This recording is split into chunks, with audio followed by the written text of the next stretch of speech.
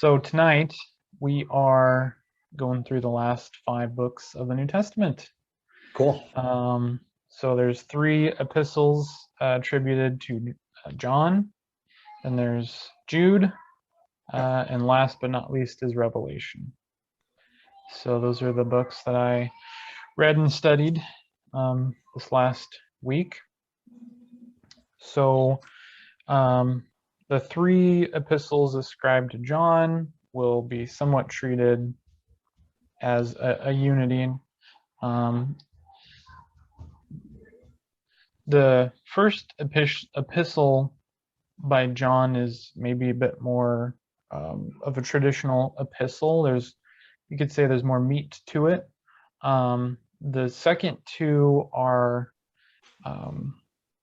more kind of like those personal epistles we read by Paul, where one of them was literally just him requesting one of his friends to let one of his other friends go. There was a relationship of master and servant, and he was kind of writing to the master saying, yeah, can you not? Could you let him go so we can all just kind of hang out and be Christians on the same value scale. So it is a very personal letter, for really, really specific purpose. And that's kind of how 2nd and 3rd John are. So 1st John is a little different than 2 and 3. So we'll just start by talking a bit about 1st John. So that is my daughter. She's also Sweet voice. She's a budding biblical scholar, so she's putting her input here. I'm surprised she's not singing. She's been singing a lot lately. I'd probably get a lot of views. Put that on here. So 1st John, obviously by its name, ascribed to John, and thought to be written between 90 and 100 AD. And like I mentioned, this is an epistle.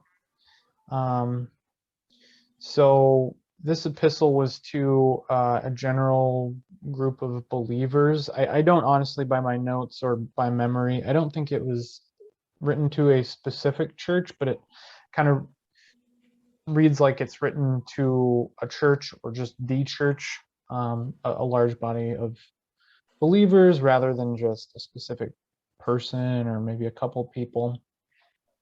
So there's a lot of exhortation to love one another in this epistle. There's a lot of John telling his readers to be discerning in truth, to avoid false teachers. At this point, that command, you could call it, is really old. We've heard Peter do it and Paul make that command. So obviously a lot of false teachings having to be battled with in these early times of Christianity. I like the way the Oxford Dictionary describes this epistle. It calls it the practical application of John's gospel. So the 4th gospel we looked at weeks ago was written by John, and it's telling stuff that happened. That was sort of the history section of the New Testament. Here's all the stuff that happened with Jesus. And the Oxford Dictionary kind of considers 1st John to be the practical application of that information. So I've told you what happened, and now I'm writing this personal letter to you. It's not history. It's just telling you kind of what to do with that information, how to live your lives. Cool. So, and that's probably a simplification, but I think it's a helpful way to look at it. So authorship, this is very strongly thought to actually be John. It isn't signed by John. It isn't signed by anyone, actually. So it's an anonymous letter. It's just written. But it was very strongly accepted by the early church fathers. John, so if we remember, John is the last apostle to die. They think he's maybe the only one who died of natural causes. Yeah. All the rest were martyred, which means, killed for their faith. And so they died probably fairly young, whereas John was in his 90s when he died. He's an older guy. So, again, when we talk about early church fathers, we've mentioned some of them who were taught by John. So the early church fathers are kind of these figures. Most of the ones that I look at, when you're looking at authorship of who wrote this stuff, of course, you want to look at the earliest of the church fathers. So you're talking guys in like the 90s and the 100s, Sure. for the most part. And at least a couple of those guys said they were taught by John. They knew John. Yeah. And so, when guys who knew John are quoting letters that he wrote and saying that was John, that makes for pretty strong general acceptance of the letter as being written by John. Sure. So most modern scholars agree that First John was written by John. Also, most scholars agree that all three of these Johannine epistles, just means the epistles written or ascribed to John, all three of those are written by the same author. So most scholars think that. So you would think that means, well, okay, then if most scholars think First John was written by John and most scholars think all three were written by the same author, then most scholars must think all of them were written by John. But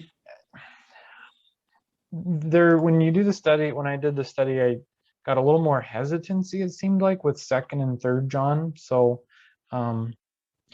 excuse me, there just wasn't that strong. Well, first off, there just wasn't a lot about him, period. I mean, one of the dictionaries, that I looked at, or encyclopedia, whatever it was online, the entry for the third epistle of John was just blank. There's just nothing in there. Really? So, it's just hard to find. A lot of times they're either just treated sort of all as one subject, or there's just very little about Second and Third John. And so much of that, some of the sources I looked at just kind of commented that the epistles are very personal. So the early church seemed like they just didn't really regard them much. There wasn't just much meat in them to be discussed or to be quoted or to reference at all. And so, when the churches were kind of trying to decide, well, what's part of our scripture and what's not, those were some that kind of just got left behind and sort of left out because why do we need those in there? Or I don't know, we haven't really discussed them in a while. Did John really write those? It's kind of just to specific people. So there's just a little more hesitancy. So just skipping, we can talk about Second and Third John now. If we just jump to talking about the authorship. So it was signed, Second and Third John. They both were signed, but not with a name. They're just signed by the elder. And so they weren't signed by John or anyone else. And so though there's a little bit more hesitancy in the ancient sources, there's really not, as far as like the authorship, if that's discussed at all, it's either, well, I don't know, and they're not, I just don't know, they're just not that important. Or if it's, really looked at who wrote it, it's, well, it was also John. And the fact that it wasn't signed by John, and the fact that these were pretty, certainly wouldn't want to call them, insignificant epistles, but they're sort of not grand doctrinal expositions, where, again, when we look at, well, if it wasn't John, it would be, people are kind of trying to sneak John's name onto it back in the day. And, you always have to think, well, why would they do that to these, right? Why? Sure. these were not something you'd want to really sneak someone's name onto. If I wanted to, um, you know, really get all the authorial gusto of the president of the United States on something I've written, I'm not just going to write a hey, how are you letter. By the way, don't forget to pull the weeds out back and stuff. I'm gonna sneak some stuff in there that's pretty big. Everything I really want people to take as true. I'm gonna sort of try to sneak in there, and these letters just aren't That's like significant. that at all. Right. So I mean, there's good stuff in there. Second John is interesting. So when I read it, I read through it, and then I'd write just kind of a little summary of my own words before going and looking at dictionaries, encyclopedias, and things. And I wrote, this was just a letter from John to some lady. He doesn't name the lady, just to some lady, and he's encouraging her and warning her of false teachers. And before I forget, I have to out myself as having made a dire mistake a couple of episodes past. So remember when I said Philemon is the smallest letter in the New Testament, and it's certainly is the only one without chapters. Well, that's Second John right there. I started reading through it and I go, I'm gonna have to retract the statement. Yeah. So Second John, that one I believe is actually, well, so here's Third John, about the same size. They're tiny, tiny. That's the whole book of Third John right there. So these things are real small. So there's not much of a summary that you can give. But Second John just sounds like John writing to a lady. He's encouraging her and he's warning her of false teachers. Which again, you get a lot of warning against false teachers. Did it have the kind of same flavor? Did it have same flavor as John? As like First John and stuff like that? Yeah, I mean, I think so. It's tough to get a sense of flavor in such a small epistle. If Second and Third John were written by John, they'd be the only epistles he wrote to specific individuals. So they're certainly going to have a bit of their own flavor. So yeah, I mean, if I'm honest, it's hard to get flavor from such a small morsel. There's just not much in there. But the interesting thing about Second John is that so many people I read think he actually didn't write it to a lady, or he didn't mean an actual individual woman. He meant a church. He's sort of being poetic, and he's actually writing to a church, because he says, to the elect lady and her children, whom I love in truth, and not only I, but also all those who have known the truth, because of the truth which abides in us and will be with us forever. So to the elect lady and her children, whom I love in truth. So I don't know. To me, I just read it as it sounds like, it is a little odd that he doesn't name her name. So it doesn't matter, I don't think, much. But it is interesting because a lot of people, you read them and they're pretty confident this was actually to a church. And, okay, I don't know where you're getting that, but very well maybe. So John, third epistle to John, third epistle of John is a letter to a specific individual whom he names, a guy named Gaius, Gaius, and he's kind of just writing to Gaius to commend him, to say, way to go, man, you're a good Christian. And he does that, and then he also mentions within this guy's church, John mentions sort of two individuals within that church, and one of them's really good and one of them's really bad. And I'm not sure if he really attaches much else, but just kind of like good on that other guy and bad on that other guy. Yeah. Is about all he does there in 3rd John. This makes me wonder if Paul or James or John or anybody wrote more letters that aren't published. Oh, You know, yeah, they probably did. sure. I get a feeling they did. Yeah, well, we saw in Corinthians there was at least one other letter to the Corinthians by Paul that we know of, and yeah, I mean the correspondence. You know, I'd be just venturing guesses in this area, because you'd have to. I don't know what it cost them to write these letters and things like that, but obviously they had the means, they had the people who could write. Yeah. Probably not all these. If you say, well, John was written by John, did he physically have the pen to paper, or was he speaking it to someone and they were writing it? Yeah. But whatever, they had the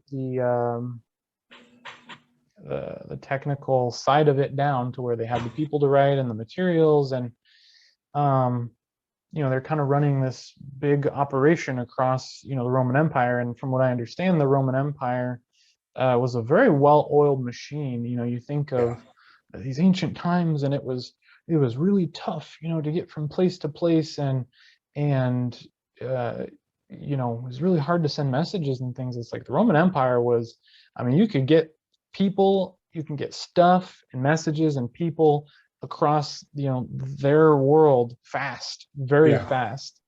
And so, yeah, they had this kind of big Christian operation to run, and no one was officially like in charge. I imagine there was a good chunk written that didn't make it into the canon, and probably just because it didn't, just pertain to those folks. I'm just gonna write you guys some practical things, or it was just duplicate. They didn't add anything more to the gospel than what was already there. Yeah. But I don't know that there was like necessarily a lot more. I'd be surprised if, there was really much of meat that was lost. The early Christians seemed really intent on saving and preserving, and if it had any sort of value at all, especially connected to the apostles, people who've seen and heard Jesus and things, like let's hold tight to them. So I don't know, I'd have to think about that, but definitely within the realm of possibility that there is a good chunk there that we don't have any longer. Yeah.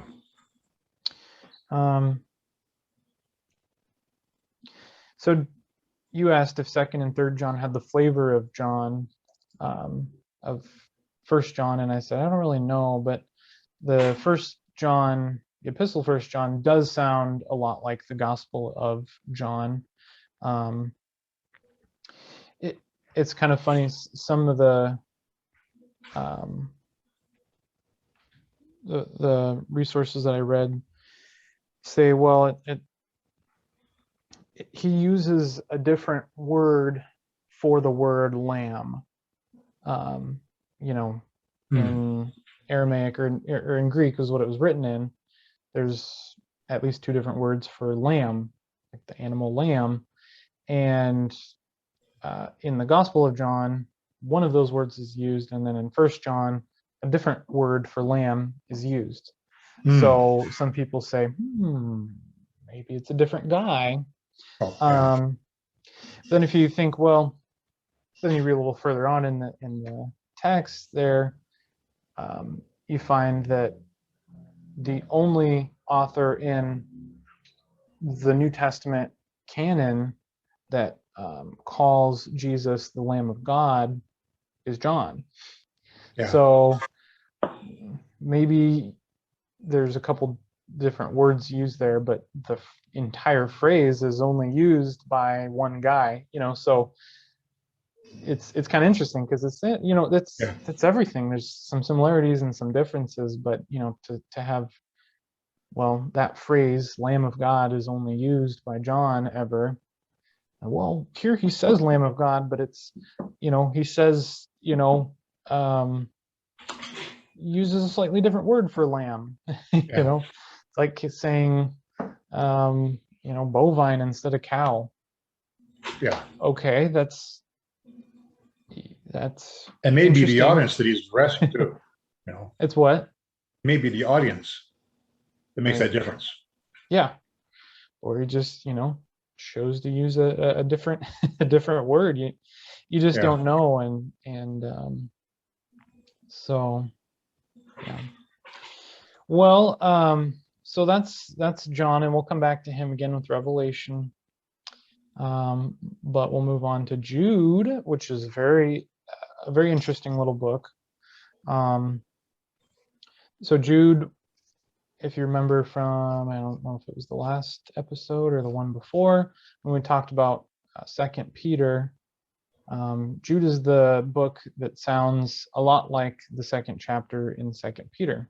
So a lot of similarities there, where there's warning against false believers in the church, and there's some folks that seem good. Not only, it's interesting, it doesn't only warn against false believers, but against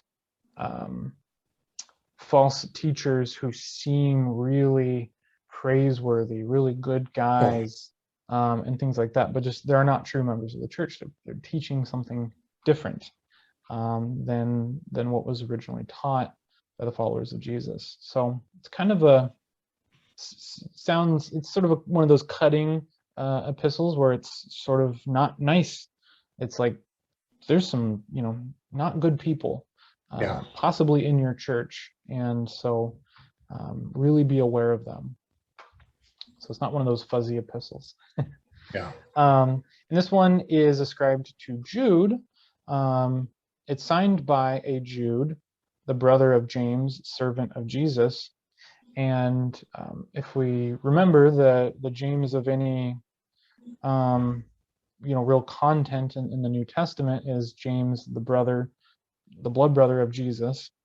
So Jude's the brother of James, who's the brother of Jesus. Jude's the brother of Jesus. So we've got another brother of Jesus writing this epistle here. Kind of a range of dates suggested for Jude between 60 and 100. I think most of the sources I looked at push it closer to like the 60s, 64 to 70 for Jude. And again, this is another epistle. This is just a letter to a church. And I think, if I remember correctly, this is another just general, not necessarily to one specific church, but just to kind of believers in general. I'm not 100% sure on that as I say it. So I wanted to read something interesting for this book that I thought was kind of cool. So the favorite thing that I've been doing with this series is making the history of the New Testament and the world it was written in kind of three-dimensional. It's not just this flat, what's in the New Testament is all that was kind of going on at that time, and sort of Christian history started at the beginning of the New Testament, and then it ended when it was ended. So I like to kind of challenge that and say, no, it's Christian history continued, and none of this stuff happened in a vacuum. None of these people, the people in the New Testament weren't only known by the people in the New Testament. So for Jude, one of the sources cited a historian named Hegesippus, who wrote in 170, so late 100s. He wrote in 170. This historian wrote the following, and this is the source I looked at, used this to kind of help them date the book of Jude. So I'm going to read this and then we'll kind of talk about it. Okay. So this is written in 170. So well after the New Testament was done being written, but still pretty early. He says, of the family of the Lord, meaning Jesus, there were still living the grandchildren of Jude, who is said to have been the Lord's brother according to the flesh. Information was given that they belonged to the family of David. and they were brought to the Emperor Domitian, for Domitian feared the coming of Christ. And Domitian was the 80s to late 90s AD. So they were brought before this emperor in that time. And he asked them if they were descendants of David, and they confessed that they were.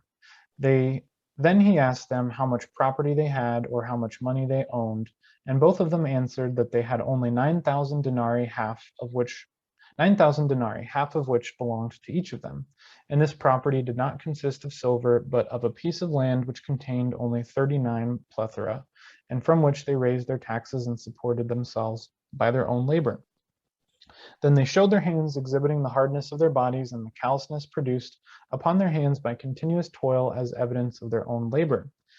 And when they were asked concerning Christ and his kingdom, of what sort it was, and where and when it was to appear, they answered that it was not a temporal nor an earthly kingdom, but a heavenly and angelic one, which would appear at the end of the world, when he should come in glory to judge the quick and the dead, and to give unto everyone according to his works. Upon hearing this, the Emperor Domitian did not pass judgment against them, but despising them as of no account, he let them go, and by a decree put a stop to the persecution of the church.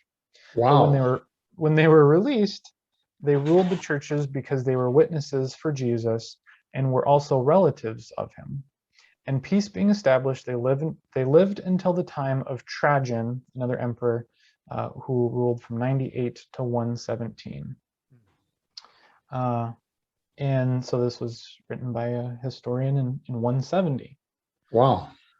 So that's kind of cool. Very cool. Some really specific, cool historical information about, the grandkids of a guy who wrote one of the New Testament books. Yeah. And this is kind of a cool story, and it very much also leads into the next book, the book of Revelation, as they mention, the whole point is that the emperor was sort of like, these Jesus followers, they're trying to sort of usher in a new kingdom, which did happen and it was part of the Jesus plan, but not the way that the emperor thought. And so definitely a cool passage. And so the source who cited this, didn't cite all this stuff. I went and found it, but it said, Jude's grandchildren were brought before this emperor, and we know this emperor was between, I think, 84 and 96. So that's the one the emperor was. His grandchildren were brought before that emperor. And this historian here in 170, he says, of the family of the Lord, there were still living the grandchildren of Jude. So it kind of sounds like Jude's not around anymore. It just is worded that way, to where I would assume that by the way this is worded, probably Jude and his children are dead, or at least Jude and the parents of these particular grandchildren are probably not alive anymore. Which isn't surprising. There's a lot of Christians that weren't after the persecution of Nero. So anyway, this resource that I was looking at said, Jude was probably then written at least a little chunk prior to 84, because Domitian didn't take over till 84. Seems like based on this, he wasn't around in 84, so it had been sometime prior to that. So it's kind of an interesting way of how people sort of date some of this stuff, but just some cool history. So that's all I have for Jude. Cool. The very last book of the New Testament we come to at last is Revelation. The book of Revelation, pretty well known, thought, at least ascribed to John the Apostle, the same guy who wrote the fourth gospel, same guy who wrote the epistles of John. A little bit of a date range here, 68 to 96. Definitely the, at least modern, almost consensus is it was more like 90 to 96, kind of at the later end of that. In the genre, I always kind of mention the genre. We've been going through tons of epistles. This is now a new, different genre we haven't come across yet, which is an apocalypse. that genre it existed at the time it was written, but it wasn't quite like, people weren't going around intending to write apocalypses. It Yeah. wasn't kind of like a self-aware genre. It was one they were writing, but not really knowing they were writing this particular specific genre. The writer of it just calls it a prophecy. But we understand now that genre to basically include, there's a lot of symbolism, often talks about kind of end times, end of the world type stuff. It's usually very comforting, and it's sort of mystical. It's esoteric, it's visions and things like that, and speaking in these symbols, and a lot of times anonymous. So this revelation doesn't exactly fit that generic model. There's some things it does a little different. The author discloses himself, and unlike other apocalypses of the time, there's a strong call towards action. Yeah. So apparently, a lot of the apocalypses they were just kind of these ethereal writings to be sort of cool and mystical and comforting maybe, but not to like go do something about it type thing. So Yeah. this one does. So it's a little different than other apocalypse writing. So a summary of Revelation. It starts with 7 sort of mini letters. They almost read like little epistles to these 7 churches in Asia Minor. Right. Then there's just tons of this symbolic language about bad stuff happening, but working out in the end, at least for God's people, the Christians. You've got empires rising to power and prestige, and then they're falling in disgrace. You've got the little guys being persecuted and then rising triumphantly to victory. And this happens a few different times in Revelation. And so it's this, it's gory at times. It's like scary superhero stuff at times. It's scary, but then there's like big triumph. It's really wild stuff there in Revelation. I think Revelation makes its name on being a just hard to understand book of just what is going on here. So you get a lot of that there. I like the way one of the sources I looked at kind of summarizes it. It says that Revelation points to the future home of Jesus' return, and it calls for present faithfulness. So I think that's a good way of just giving a brief summary. It's kind of what it does. It should be noted, I'm not going to get into all the details or argue for which is correct. It should be noted 17 days. At least. Yeah. So there's different ways people take the book of Revelation. A lot of people, especially today, they take it as almost all of it is referring to things that happen at the end of time, future events. So there's basically nothing in it for the people it was written to back in the 90s. Basically nothing in it for us today. But boy, when the end of the world comes, they're going to crack open the book of Revelation. So that's one kind of camp.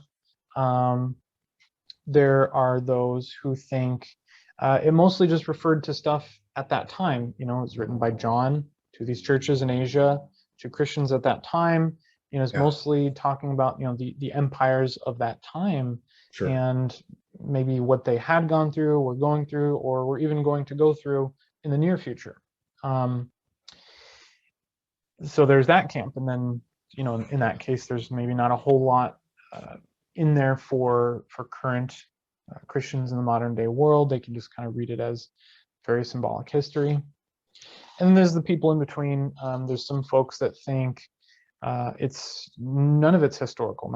It's not past history, it's not future history. It's just ideas and things like that. It's just kind of philosophical, or it's just kind of talking about this is constantly happening. Empires are always rising and getting gusto, and then they're shown how silly they are and how vain they are by just crumbling. and then the little guys kind of rise up and find their victory, and then it's sort of always happening. So I'm not going to argue for which is right, but you'll find those takes on Revelation. So this one is signed by a John. And so unlike the three epistles, and also unlike the Gospel of John, this one's actually signed by a John. So there's a little bit of debate. This is one of those antilegomena books. This is the spoken against, where some people think it wasn't actually written by the Apostle John. There's, again, what I mentioned, there's a difference in language. This is actually where that example of lamb comes from. Oh, okay, yeah. This is where he uses a different word for lamb here. But again, there's very, to me, it's, John's the only guy who refers to Jesus as the Word of God. He's the only guy that refers to Jesus as the Lamb of God. It sounds like John. To me, it definitely sounds like John. So one of the early church fathers, Papias, he was one of those taught by the Apostle John, and Papias says it was written by John. So I'm gonna think it's John. It's pretty straightforward stuff. But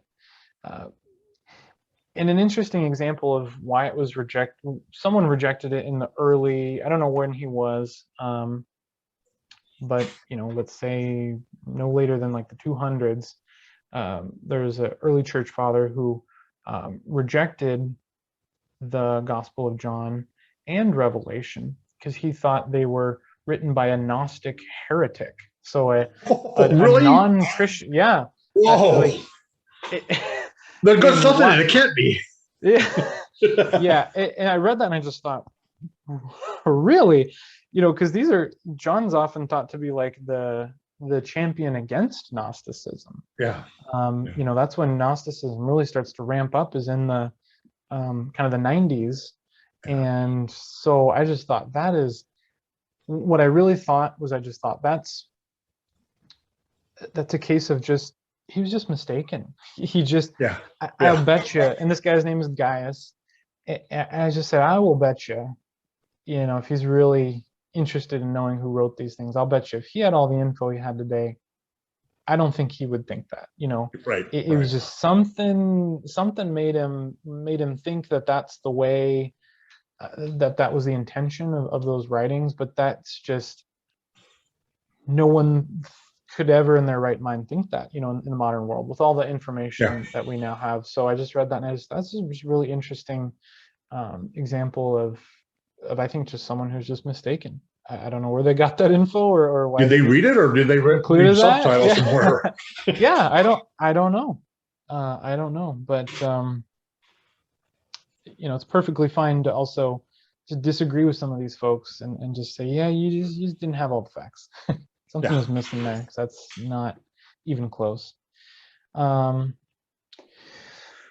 So it's one of those where it's, again, if this was someone trying to ascribe it to John the Apostle, they didn't do a great job, because they signed it John, but they didn't sign it John the Apostle. So it's kind of one of those, again, a case of humility, perhaps, where it's just signed by a John. It also happened to be addressed to the 7 churches in Asia Minor, which John happened to be the spiritual leader of at that time. So it fits. Seems like it fits. Yeah, fits like it's John. And there's no other contenders other than that one person who thought it was written by a Gnostic heretic. There's really no other people that thought it was written by anyone but John. But it is one of those, when you research it, you can tell it was disputed. It wasn't 100% agreed that it should be in the canon, and some of that too was that it wasn't read aloud in church. There were things that were read aloud in church and things that weren't. You don't read something aloud in church unless it's sort of self-explanatory, Yeah. because that's most of what their church services was just reading, pulling open Right. they didn't have a Bible, but they just had all these stacks of Scrolls. letters and things that were written to them, and they'd pull them out and they just read through them. And if they thought, well, they'd read through this thing about 50-eyed swords coming out of mouths and giants and dragons and stuff like that, they thought, we're not going to read that aloud in church. I'm guessing there's some people in our congregation who might misunderstand that a little. Might be reading to an empty room. Yeah. And so to Yeah, some people, they thought, well, that equates to the canon. The canon is going to be only that which we're comfortable reading aloud in church. And so, yeah. And then you do have an interesting citation from another early church father, Irenaeus, in, I don't know, let's say 170, somewhere in about 170 or so. He writes of the book of Revelation. He says, and I've read this passage before. I didn't read it this time in this study, but he said it was written almost in our own generation. He's like saying, like, I mean, this was written like in front of you guys. This was written really recently. So, and that tells us not only that, okay, because he also calls it John's. That tells us, well, it's probably John, and it probably was maybe later, maybe in the 90s. If he's saying it was written that recently, and he's like maybe in the 170s or so, makes a little more sense for Revelation to be written in the 90s. So that is the entire New Testament. Now you are a scholar. Thank you. Yes. I didn't take notes. Can you start from the beginning now? Okay, let me start over. So let's see. In the beginning. In the beginning. So that's the New Testament. And I think it's good. It's a lot of good information for believers and non-believers. Yeah, I agree. I liked it a lot because I like Bible history. Yeah. I like how the writers of the Gospels put a lot of things in perspective. Right. And warn against false doctrine and false teachings, because that's happening now. Right. And maybe even more so. Right. And so we have to, as a church, be aware of that and guard against that. Right.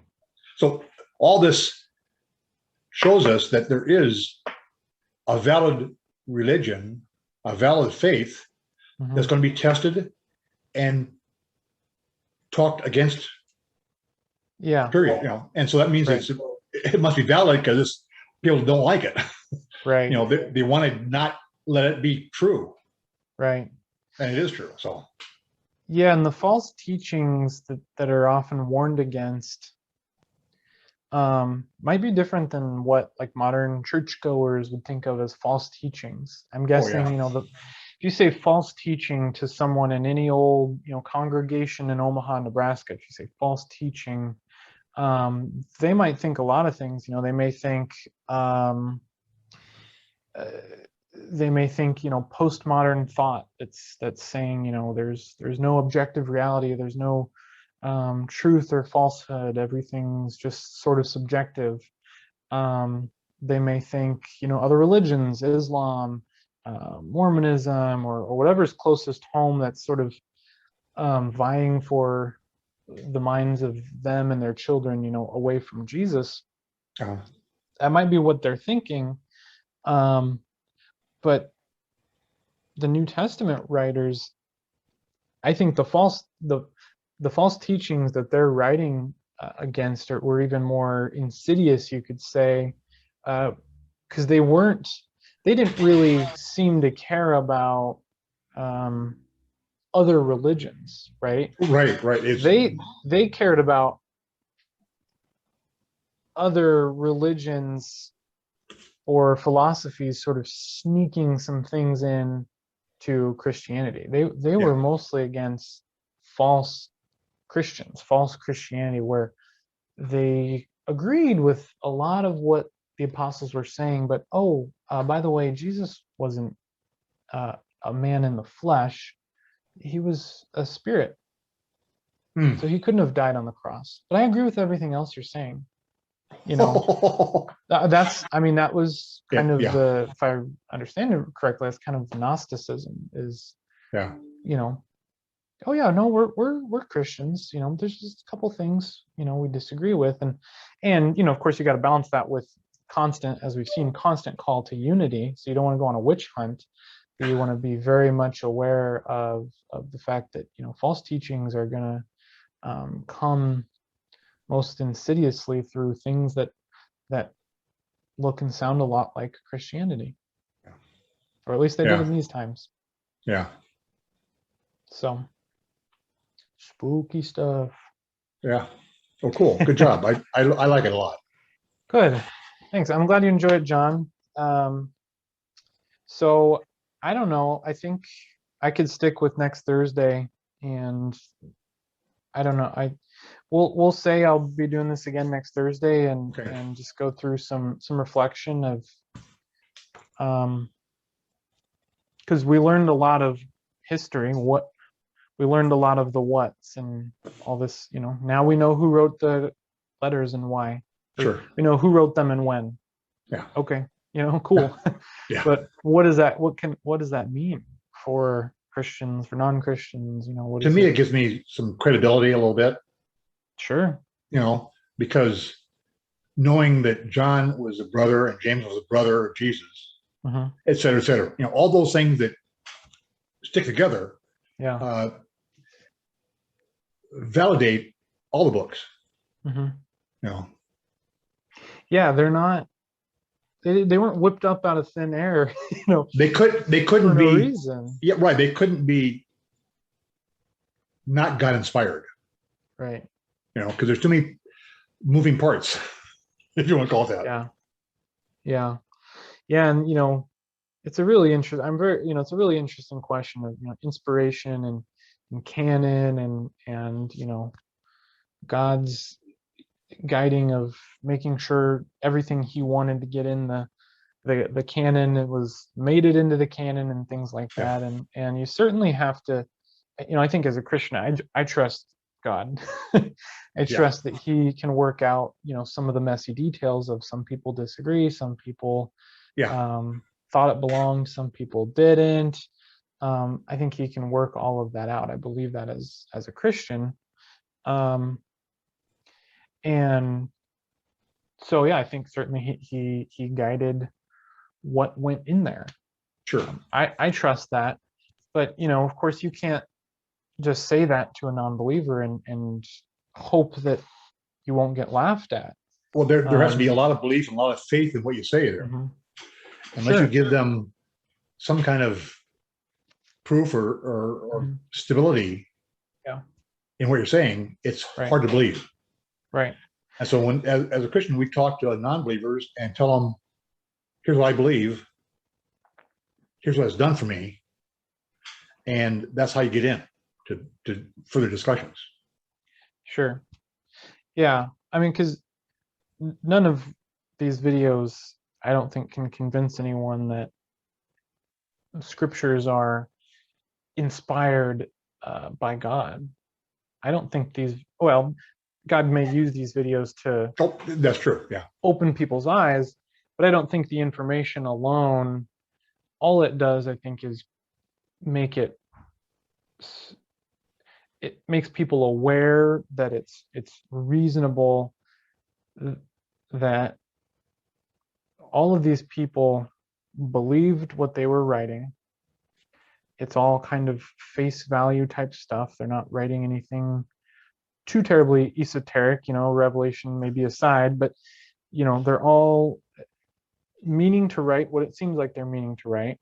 And the people they're ascribed to really wrote them at a pretty early date when these events would have been known by them, and they really believed these things.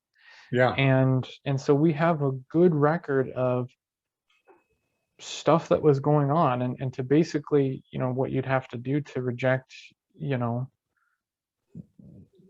the Jesus that they present is to just say, there was mass delusion or conspiracy or something. I mean, you have to be a conspiracy theorist basically to say that Jesus wasn't who he said he was.